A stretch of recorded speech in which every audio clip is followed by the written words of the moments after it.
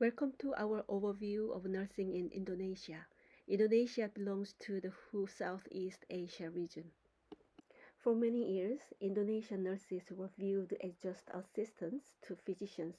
However, the role of nurses has changed recently. Here are two examples. Nurses gained significant autonomy after the establishment of the Nursing Act in 2014. Furthermore, the COVID-19 pandemic spotlighted their essential role in community health, including their preparedness and participation.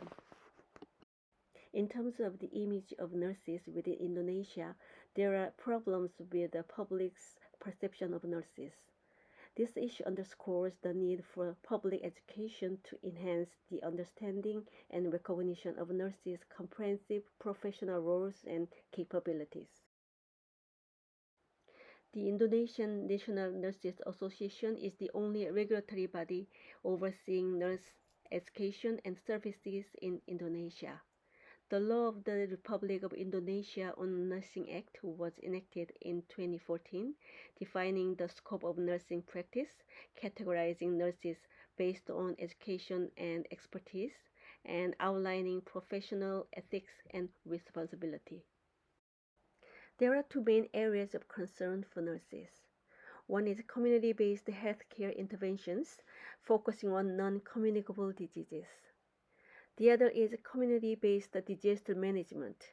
In response to the high risk of natural disasters, nurses have been advocating for a sustainable CBDM approach that focuses on community empowerment through education and training programs. During COVID in Indonesia, nurses' roles extended beyond just administering vaccines. They manage the vaccine distribution, including maintaining the cold chain and educating communities about vaccine safety and efficacy. However, the mass immunization campaign encountered challenges like misinformation and hesitancy towards booster doses, often intensified by pandemic fatigue. In the case of the community-based disaster management project, as for perception of the preparedness, there is a huge gap between the CHN coordinators and CHNs. There needs to be advancement in knowledge, skills, and preparation of disaster management domains. The studies also emphasize the need for improvement in areas such as psychological intervention. Furthermore, the crucial involvement of CHNs in developing and implementing disaster plans is hindered by low professional recognition or gender biases against female nurses. In the community-based healthcare interventions project, nurses oversee and train community health volunteers, deliver health education, guide and delegate tasks such as conducting non-communicable disease screenings, assessing risk factors, and assisting with referrals. However, the project shows limitations in certain NCD screenings, particularly in vision examinations and prostate cancer checks, indicating areas for improvement.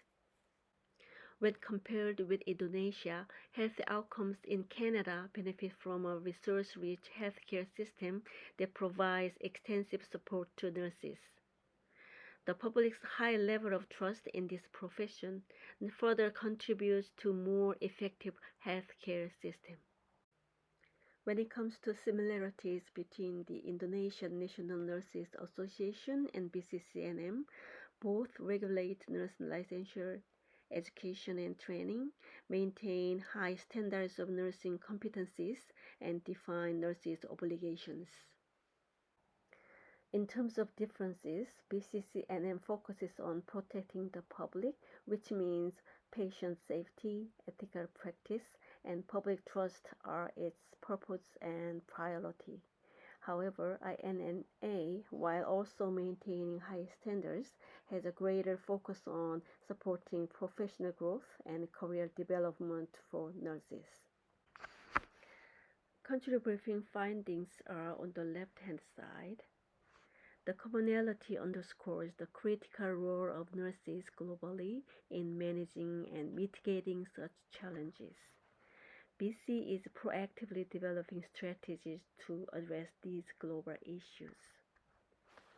The attributes mentioned on the right-hand side are competencies that all nurses as well as entry-level RNs must possess.